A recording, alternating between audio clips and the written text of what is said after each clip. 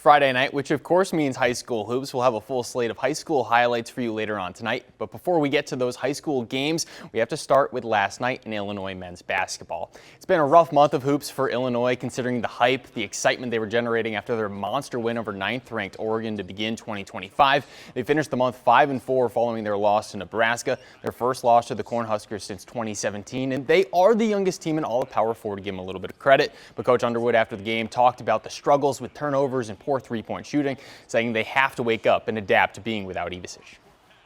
It stunk. It was terrible. But that's part of the problem, not having Tommy. And that's one of the things that we've got to get figured out, because I have no idea when we get him back. Grow up.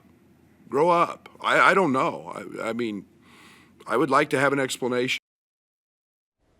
Illinois has another tricky contest coming up, one they could still be without Ivisic for with Ohio State, but they'll have to find a way to best the 13-8 Buckeyes before two more road games. You'd expect, should Illinois stay healthy, they should be favored in both of those away at Rutgers before going to Minnesota on February 8th.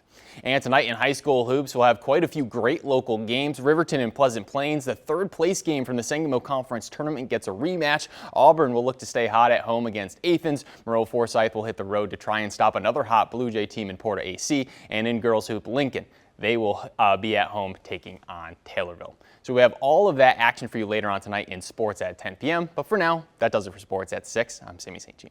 Channel 20 Sports Desk. We are back. It's Friday night, which of course brings us some high school hoops. We have 4 games for you tonight, a few games in the Sangamo Conference, and a presentation for a school's 1,000th win. So let's get right into the action. We begin tonight over at Auburn. The Red Hot Trojans hosting Athens. It's Carter Hunley, middle to Ryan Lash, and Lash, strong work in the post for 2. Backton Fishton up next to Sawyer Hill to Nathan Hessen, and he lets it go from deep, and the triple, that's money for Hessen. Three-pointer right back at you. Jack Jones, Brady Boylan, Cooper Carter, splash from the deep ball. But Hessen, now driving for the Warriors, flips to Cody Tobias. That one's good as well. But Auburn, their 22nd win of the season. Final score, 68-52. Sticking with the Sangamo, over to Riverton, who just fell to Auburn, hosting Pleasant Plains. The Cardinals working with the and one tonight. Owen Johnson gets it to go after the drive from the wing, and one.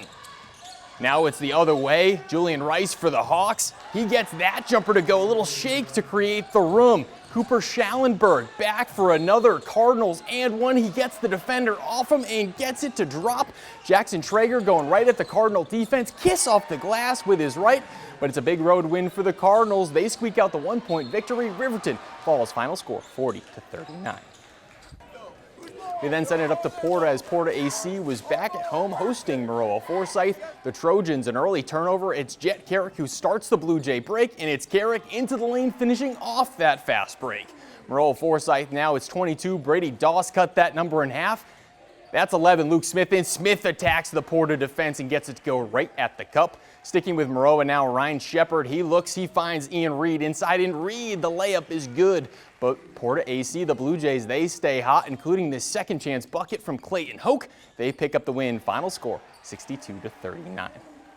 Finally now up to Hartsburg-Emden as the Stags, they began the day with a presentation as Hartsburg-Emden recently reached 1,000 program wins. The IBCA there for the presentation as well. The Stags, they were in action tonight against Tri-City. The Tornadoes with some good early ball movement. It's Donovan Riley bounce inside. 2 passes later, it's going to be Jackson Nibb for the 2 inside.